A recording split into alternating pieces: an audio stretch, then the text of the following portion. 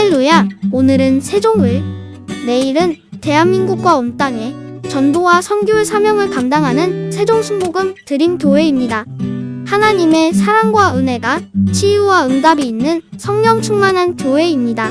구독과 중보기도로 드림가족이 되어보세요. 오늘도 주 안에서 참 좋은 날입니다. 12장 1절을 우리 다 같이 읽겠습니다. 그동안에 우리 수만 명이 모여 서로 밟힐 만큼 되었더니 예수께서 먼저 제자들에게 말씀하여 가라사대 바리새인들의 누룩 곧 외식을 주의하라. 예수님 계신 곳에 물이 수만 명이 모여 서로 밟힐 만큼 되었다. 얼마나 많이 모였기에 그냥 숫자를 헤아릴 수 없어가지고서 수만 명이라고 말했었습니다. 수만 명이라는 것은 만 명은 넘고 2만 명부터 약 10만 명 안쪽에 있는 숫자인 것입니다. 수만 명이 모였다. 그때는 여러분이 확성기도 없었고 예수님이 육성으로 말씀을 해야 되는데 그 수만 명이 어떻게 예수님의 육성의 말씀을 다 들었겠습니까? 그런데도 불구하고 왜 그 당시에 수만 명의 사람들이 예수께 모였습니까? 여러분, 그때는 수만 명이 모인다는 것은 쉽지가 않습니다. 그때 동리라는 것이 이런 큰 도시로 이루어지지 않았습니다. 동리가 띄엄띄엄 있어서 한 동리에 다 합쳐봤자 수백 명, 많으면 수천 명 이렇게 사는 동리인데 그 수많은 동리 사람들이 그때는 자전거가 있습니까? 자동차가 있습니까? 모두 다 자가용 차를 타고 와야 됩니다. 두발 자가용. 걸어서 와요. 그러니 수만 명이 여러분 예수님 모인 곳에 걸어오려면 그들이 다 적어도 1시간 이상, 2시간, 3시간씩 걸어야 됩니다. 그러므로 그때 예수님에게 수만 명이 모였다는 것은 이건 정말 굉장한 일인 것입니다. 왜 그렇게 모입니까?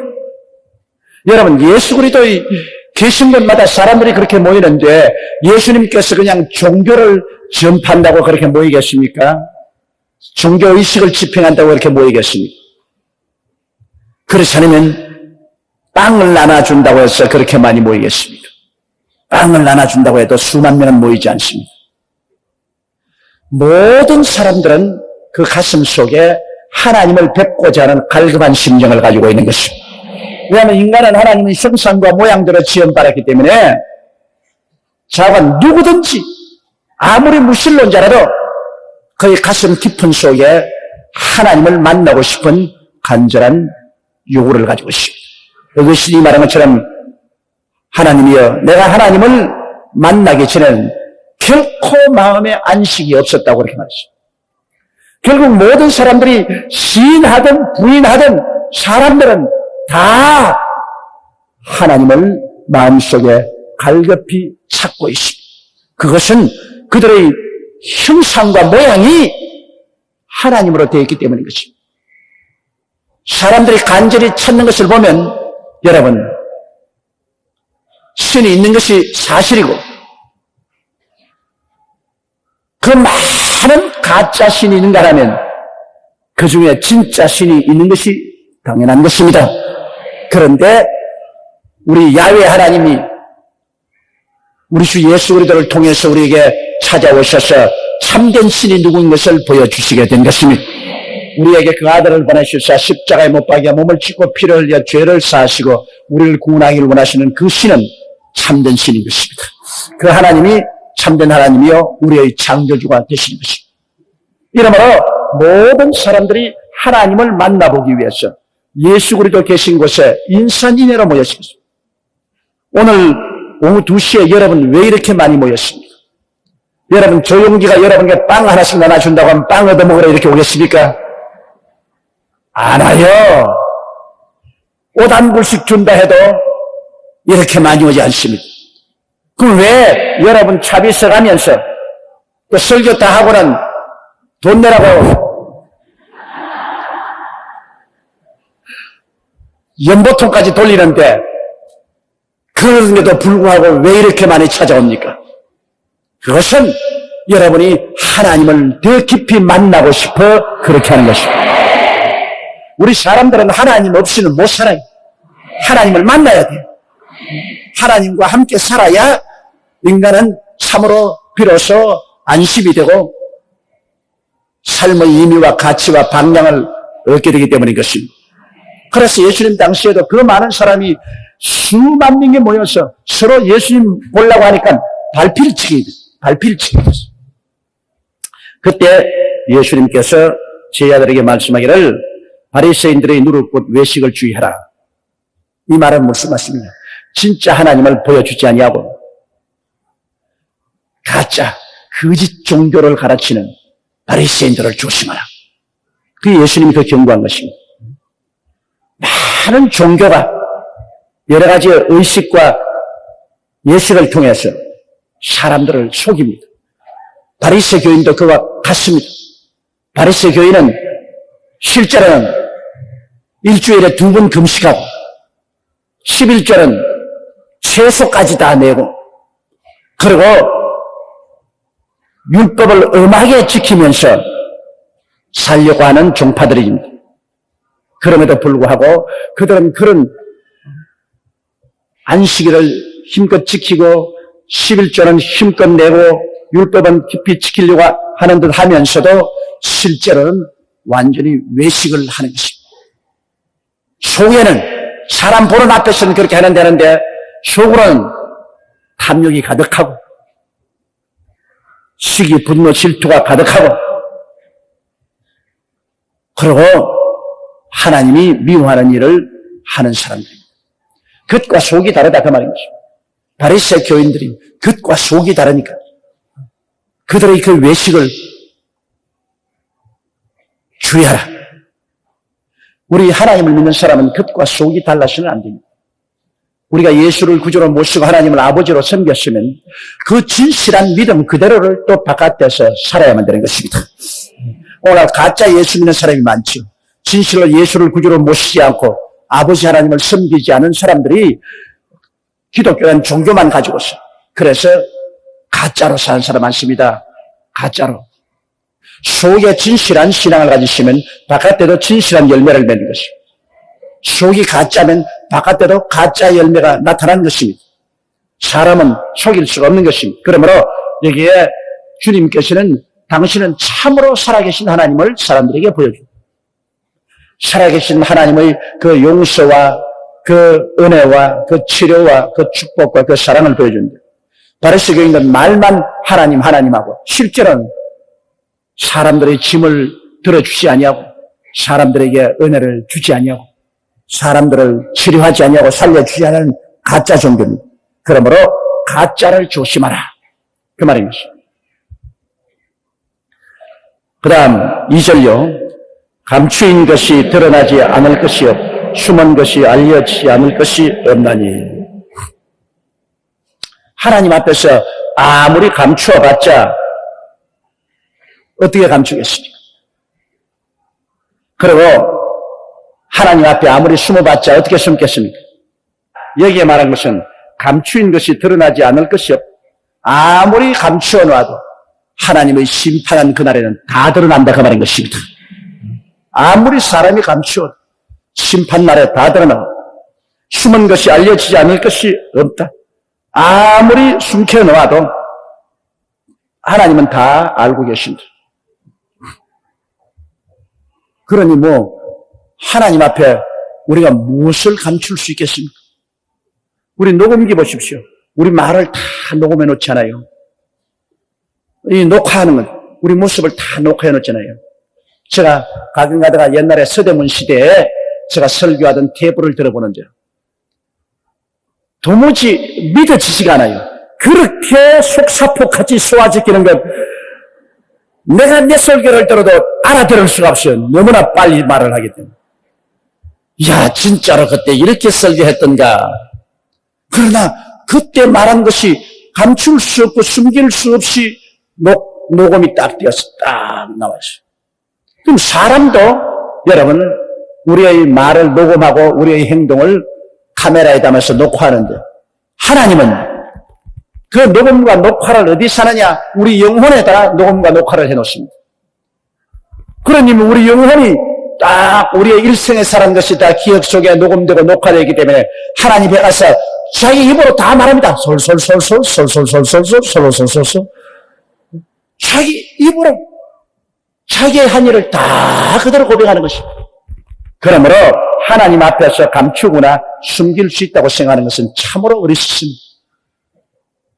이 땅에 있을 동안에 죄를 회개하고 예수의 보혈로 씻어버리면 녹음이 다 지워져 버리고 녹화가 지워져 버린 것입니다. 하나님이 기억도 안 합니다. 이 땅에 살아있을 동안에 예수 그리스도 이름으로 그 보혈에 의지해서 하나님께 다 고백하면 보혈은 지워버리는 힘이 있습니다. 모든 녹음을 지워버리고 녹화를 지워버리고 그러므로 하나님 앞에 서서도 안 나타납니다. 왜? 하나님께서 기억도 하지 아니하리라고 말씀하신 것입니다. 그러므로 우리는 항상 그리스도 예수의 보혈로 우리 죄를 자백하고 씻어버려서 하나님 앞에 부끄럼 없이 설 수 있는 우리들이 되도록 해야만 될 것입니다. 3절요. 이러므로 너희가 어두운 데서 말한 모든 것이 광명한 데서 들리고 너희가 골방에서 귀에 대고 말한 것이 집 위에서 전파된다. 예수께서 하신 말씀이 어두운 데서 말한 모든 것이 광명한 데서 들린다. 밤말은 쥐가 듣고 낮말은 새가 듣는다. 그 다 옛말에 경험이 있어서 한 말인 것입니다. 말이라는 것이 자기 혼자 하지 않아요. 말이라는 것은 꼭 하는 사람과 듣는 사람이 있는데 절대로 비밀을 지켜준다고 말해놓고 난 다음에도 나중에는 그것이 드러납니다. 너희가 어두운 데서 말한 모든 것이 광명한 데서 다 들려요. 너희가 골방에서 귀에 대고 말한 것이 집 위에서 널리 전파가 돼요. 참으로 이 세상에서 영원한 비밀이란 없습니다. 어느 시간까지는 비밀이 지켜지겠죠. 그러나 그 시간이 영원히는 존속되지 않습니다. 나중에는 역사적으로 다 공개되고 다 알려지는 것입니다. 그러니까 여러분이 비밀로 말하려고 하거들랑 아예 공개되어도 좋다는 배짱을 가지고 말을 하세요. 나는 요사이 그럽니다. 나는 비밀로 말을 하고 비밀로 무슨 일을 할 때 앞으로 공개되어도 나는 책임지겠다까지 뭐 죽기 아니면 살기지 뭐 별 도리 있겠나. 난 배짱 있게 책임진다. 알려지고 난 다음에는 책임지겠다 말이에요. 그러한 마음의 자세가 안 되거들랑 비밀 말하지 마세요. 하지 말라는 그 말까지 다 전달한다.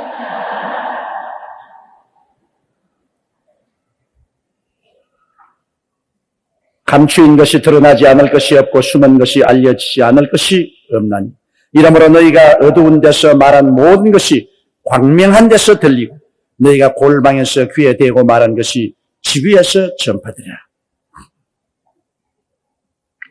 예수님이 참 올바르게 말했죠.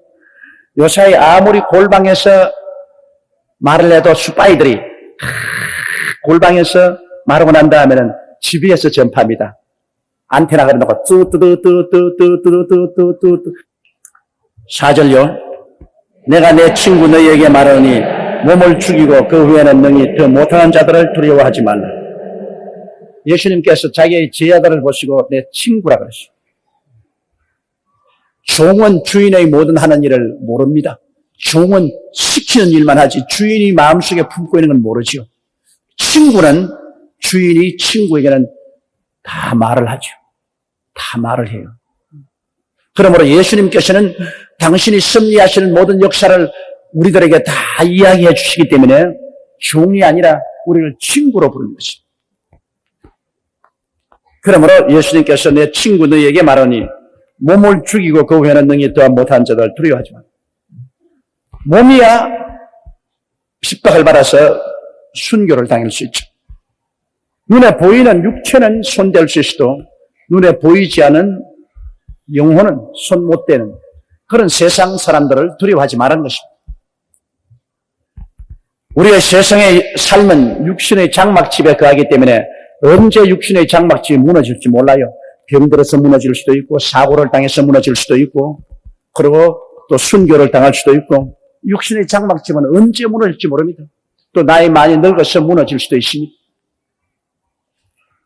그러나 육신이 무너져도 그 이상은 영혼의 문제에 대해서는 세상 사람이 절대로 손을 못 댑니다. 그러니까 예수님께서 하신 말씀은 그런 육체만 죽일 수 있어도 영혼에 손 못 대는 사람을 두려워하지 마라. 5절요.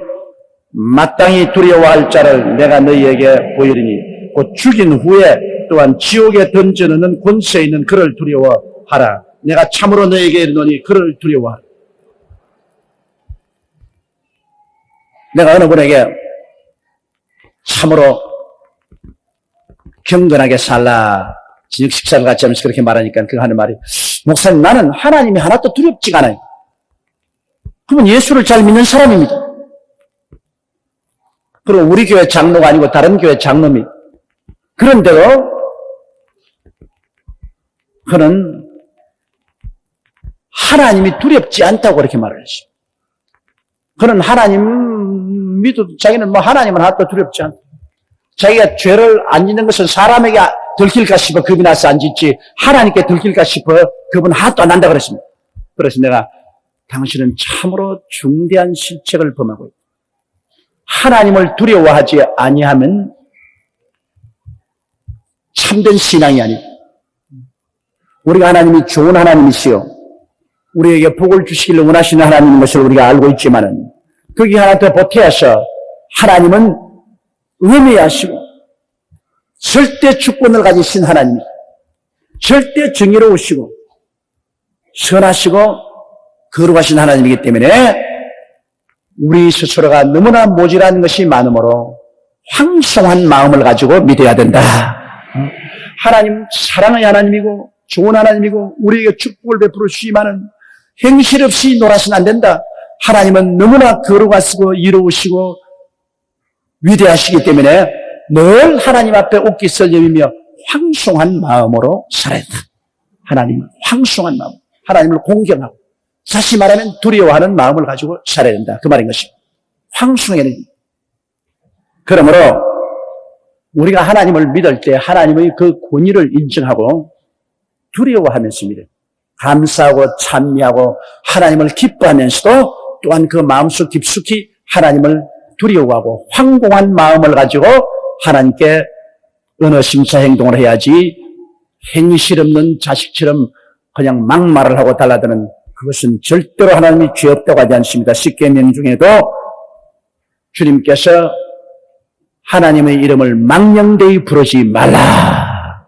이것은 하나님을 황공하게 생각하고 공손히 하나님을 섬겨야지 하나님을 장난하는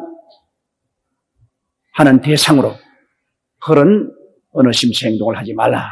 그 말씀인 것입니다. 그러므로 이게 예수님께서 하신 말씀도 육체는 죽여도 영은 꼼짝 못하지만 하나님은 육체뿐 아니라 영혼조차 영원한 지옥불에 던져버릴 수 있다. 그분이 참으로 무섭다. 육체는 무너져도 속사람 참사람은 영원히 사는 것이니까 그 영원히 사는 그 영혼을 지옥불에 던질 분 그분이 정말 무섭다. 그분이 정말 무섭다. 이러므로 우리는 정말 하나님을 두려워해서 하나님을 섬기면서 우리가 떨면서 구원에 이르러야 되는 것입니다. 그 다음 6절요. 참새 5이 한 아싸리에 온 2에 팔리는 것이 아니냐. 그러나 하나님 앞에는 그 하나라도 잊어버리는 바 되지 아니한다. 참새 5마리가 2 아싸리온에 팔리는데 그 중에 한 마리도 하나님이 잊어버린 바 되지 않는다. 이 말은 보통 읽으면 그런가 보다 했는데요. 참새 한 아싸리온에 참새를 몇 마리 주느냐? 2마리 줍니다. 2마리요. 그럼 2 아싸리온을 집으라면 참새 몇 마리 줍니까? 그런데 여기에는 5마리 줍니다. 왜 그렇습니까? 1마리 더 얹어주는 것입니다. 그러면 이게 주님 하신 말씀이 참새를 사기 위해서 2아사렌 주면 4마리 주는데 그게 하나 얹어주는 것은 값도 없는 것입니다. 그러나 그 1마리도 하나님이 잊어버리지 아니하신다. 값없는 인생도 하나님이 잊어버리지 않는다. 이게 정말 주님께서 굉장히 강조하신 말인 것입니다. 4마리야 당당히 아사리온에 2마리 주니까 그건 값이 있다.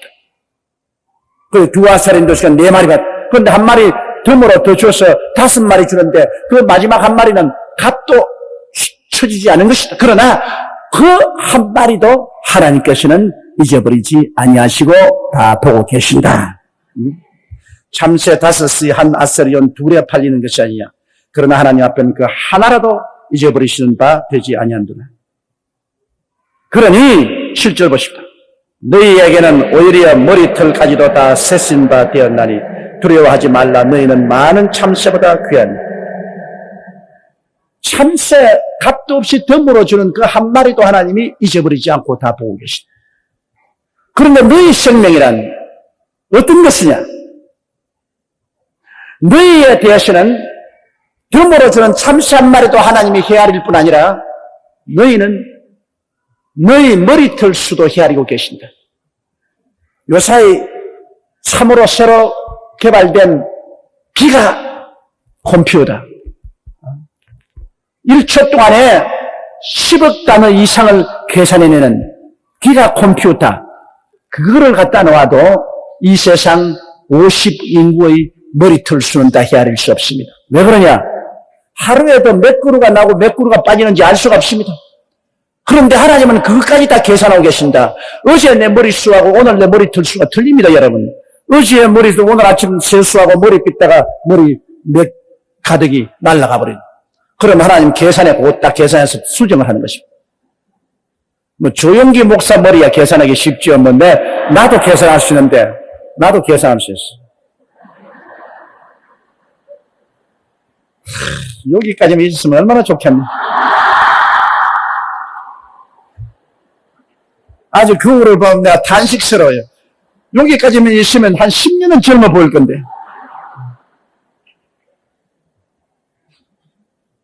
그런데 하나님께서는 여러분처럼 머리숱이 그렇게 많은 그 머리숱까지도 주님이 매일매일 계산하고 계신다. 하나님이 나 같은 사람 알아보실까요? 내게 대해서 무슨 관심이 있을까요? 그렇게 말한 것은 예수 그리스도의 말씀에 대한 정면 도전입니다. 여러분은 그 머리수 하나하나까지 주님께서 매일매일 계산하고 계시는 하나님이시니 많은 참새보다 귀하지 아니하냐. 참새 아무리 많이 갖다 놔도 참새보다 우리가 얼마나 귀하겠습니까? 귀할수록 소중하게 다루는데 하나님이 우리를 얼마나 소중하게 다루었기 때문에 그 아들 예수님을 보내셔서 십자가에 우리 대신해서 죽게 했을까요? 보통 소중한 것이 아니기 때문에 그 아들의 생명을 주고 우리를 죄에서 산해 주십니다. 이러므로 하나님께서 여러분 한 사람 한 사람을 엄청나게 소중하게 여기시는 거죠. 귀하게 여기시죠. 이러므로 여러분 개떡 같은 인생이 아닙니다. 아주 소중한 인생인 것입니다. 8절에요. 내가 또한 너희에게 말하니 누구든지 사람 앞에서 나를 시인하면 인자로 하나님 사자들 앞에서 저를 시인할 것이요. 자, 사람들 앞에서 나를 시인하면 우리 주님께서는 하늘에서 주님 아버지 앞에서나 천사들 앞에서 저 사람 내 자녀다. 구원받아 시인하게 됩니다. 그러므로 제가 예수 믿고 회개하는 사람 주일날 꼭 일어나서 꼭 내 말을 따라 시인하라고 하는 이유가 바로 여기에 근거하고 있는 것입니다. 너희가 사람 앞에서 나를 시인하면 나도 너를 하나님 아버지와 천사들 앞에서 시인할 것이다. 그리스도가 시인해주면 기가 막힌 일입니다. 이 세상에서 대통령이 알아주어도 좋은데요. 하나님이 알아주면 어떻겠습니까? 사람은 여러분 밥만 먹고 살지 않습니다. 칭찬을 먹고 삽니다. 칭찬을 먹고 살아요. 그러니 여러분 오늘 집에 들어가거든 여러분 남편들에게 꼭 칭찬할 것 한 가지 생각을 해보십시오.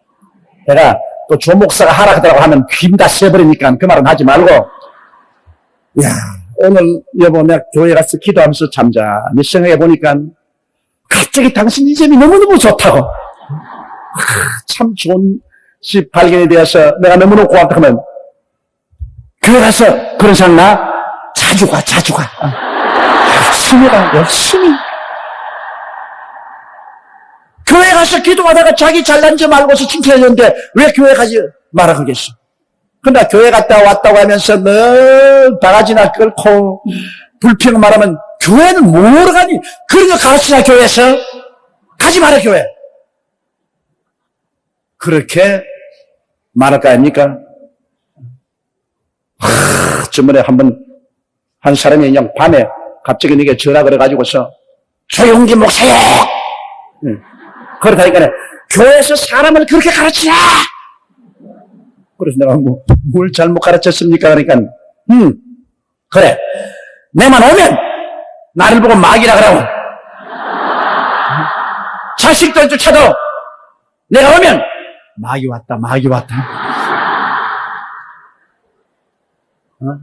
아니 저 목사는 그렇게 가르치는 거요? 아니요 그렇게 안 가르치죠. 그럼 내 마누라가 교회 가기 전에 안 그랬는데 이제는 왜 그렇게 돼서? 글쎄 그 왜 그렇게 된지 모르겠네요. 그건 내가 한번 물어보겠습니다. 그러니까 나에게 보내주세요. 절대로 교회에서 그렇게 가르치지 않습니다. 교회에서 가르치는 것은요 사람이 마귀가 아니라 이 세상에 사람을 나쁘게 하는 마귀가 있다. 그러므로 사람 보고 욕하지 말고 마귀 보고 욕해라.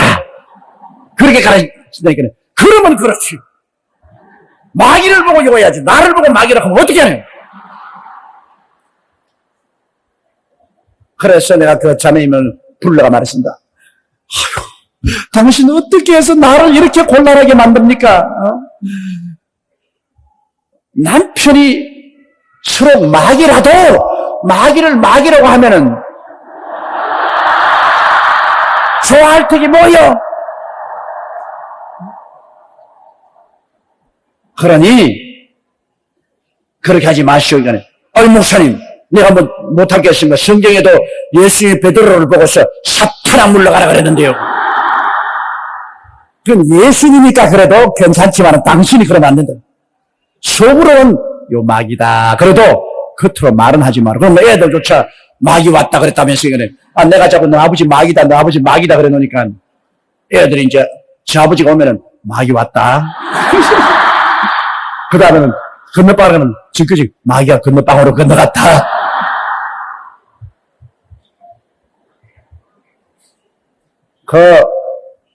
그러면 교회 못 나게 합니다. 속으로 마귀가 왔다 싶으면 속으로 마귀가 왔다. 그렇게 하지만은 겉으로는 그렇게 하지 마세요. 될 수만 있으면 잘난 점을 알아서 칭찬을 해요. 칭찬이 제일 좋은 약입니다. 사람은 모두 다 칭찬에 갈급해 있습니다. 그러므로 하나님이 가장 사랑한 것이 다윗 아닙니까? 다윗은 하나님께 가장 찬미를 많이 부른 사람입니다. 하나님께 찬미와 찬양을 제일 많이 한 것이 다윗입니다. 하나님은 다윗은 내 마음에 똥 많은 사랑했습니다. 인격은 언제나 인정을 받기를 원하고 인격은 칭찬받기. 그러므로 예수께서 말했습니다. 사람들 앞에서 나를 인정하면 나도 아버지와 천사 앞에서 그를 인정하리라. 예수님이 구주인 것을 입으로 고백하는 것이 인정이요. 다른 사람에게 예수를 전도하는 것이 얼마나 큰 인정입니까? 다른 사람 앞에서 여보 예수님이 당신을 사랑하오. 당신이 십자가에 못 박여 죽었다가 부활하시. 믿음은 구원을 받아요. 얼마나 예수님의 십자가 사역을 인정하는 것 아닙니까? 이렇게 다른 사람에게 전도하는 것은 정말 예수님을 인정하는 거예요. 그러면 예수님께서 하나님 보좌 앞에서 아버지 저 사람 보세요. 저 사람 내가 인정합니다. 인정합니다. 그 사람이 나중에 하나님께 기도할 때 하나님이 오냐 내 아들이 너를 인정하는 사람이구나. 내가 기도를 들어주지. 여러분이 평소에 하나님을 많이 찬미하고 감사하고 많은 사람에게 전도하십시오. 그러면 많은 사람 앞에서 예수님을 인정하는 것이 되는 것입니다. 그러면 하나님에게 인정을 받습니다. 사람이 하나님께 인정을 받으면 그 사람은 어느 곳에 가나 형통할 수밖에 없는 것입니다. 이러므로 내가 또한 너에게 말하니 누구든지 사람 앞에서 나를 시인하면 인자로 하나님의 사자들 앞에서 저를 시인할 것이요. 9절요. 사람 앞에서 나를 부인하는 자는 하나님의 사자들 앞에서 부인함을 받으리라. 아, 요새 교회 나가요? 예수 믿어요? 뭘요? 야, 자네 왜 술 안 먹냐? 왜 술 안 마시냐? 요새 약을 먹고 있기 때문에. 교회 나간다는 말을 안 하고 있어. 아, 나 교회 나가기 때문에 술 안 먹는다. 그럼 오늘 줬습니까? 난 예수 믿기 때문에 술 안 먹는다. 아, 나 요새 약을 먹고 있기 때문에 술 못 마시. 우리 교회 청년이요. 군대에 가가지고 제1선 휴전선 철조망 보수공사를 하는 데 들어갔습니다. 지금 이 이야기는 한 7, 8년 된 이야기입니다. 그 보수공사를 철조망을 하다가 낮에 너무너무 여름철에 더워서 그 보수공사 철조망 공사는 그 완충지대 주 밑에 옹달샘이 있더랍니다. 그래서 소대장님, 나 저기 가서 등물 좀 치고 와도 괜찮아요? 그러니까, 그래, 빨리 갔다 오너라. 그래, 뛰어가서 총을 놓고, 철물을 놓고, 우통을 벗고, 물을 튀고 있는데, 손들어! 그러합니다. 그러니까 북한 군인 3사람이 거기에 내복해 있다가 잡혔습니다. 그래, 뭐, 손딱.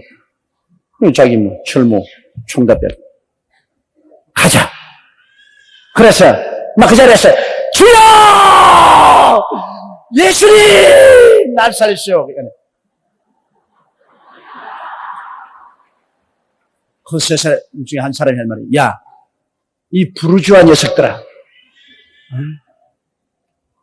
너희 나라에서는 그런 미신 같은 예수를 믿는 것이 있지만은, 우리나라에는 없다. 너그 아무리 부르지만 소용이 없다고 공동한테 차들어 끌고 가자. 그래서 그냥 있는 힘을 다해가 주 예수님 나를 살려주십시오. 예수님 나를 살려주십시오. 그러니까 이 셋놈이 저쪽에 가서 이야기를 서로 무슨 하더니만 두 놈은 있고 그 중에 한 놈이 오더니만 너 진짜 예수 믿냐? 나 진짜 예수 믿어요. 어느 교회 나가니? 여의도 순복음교회 나가요. 총살감이다. 너 같은 놈은 죽여버려. 악질 반동이다.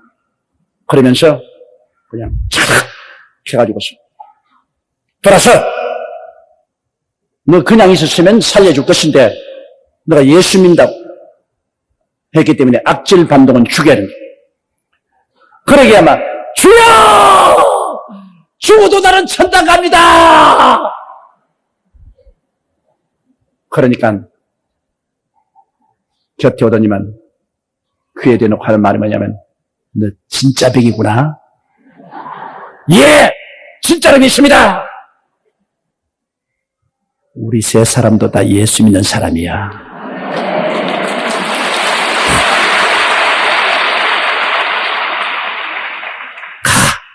빨리 가.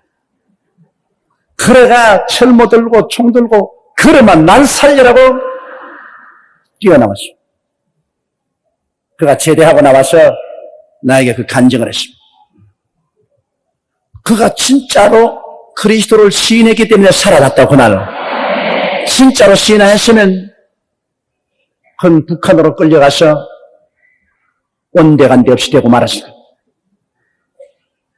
이러므로 공산당들이 내려와서 예수 믿는 사람 잡으면 제일 먼저 하는 것이 뭡니까? 예수님을 부인하라는 거 아닙니까? 공중 앞에서 예수님을 부인하라. 그 예수님을 부인하면 그는 버림받고 마는 것인가? 하나님 앞에서 버림받고 마는 것인가? 꼭 부인하라 그러는.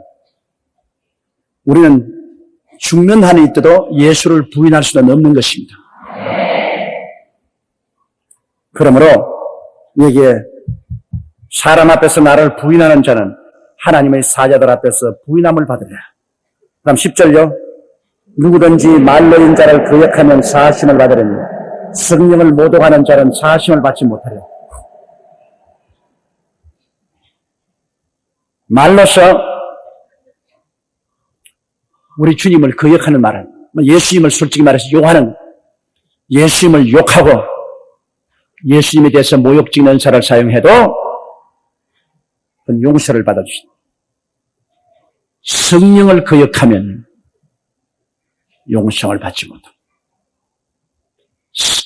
다른 성경에 보면 금세와 메세 용서를 못 받는다. 왜냐하면 예수님을 우리가 모욕해도 성령이 와서 우리를 회개시킬 수가 있습니다.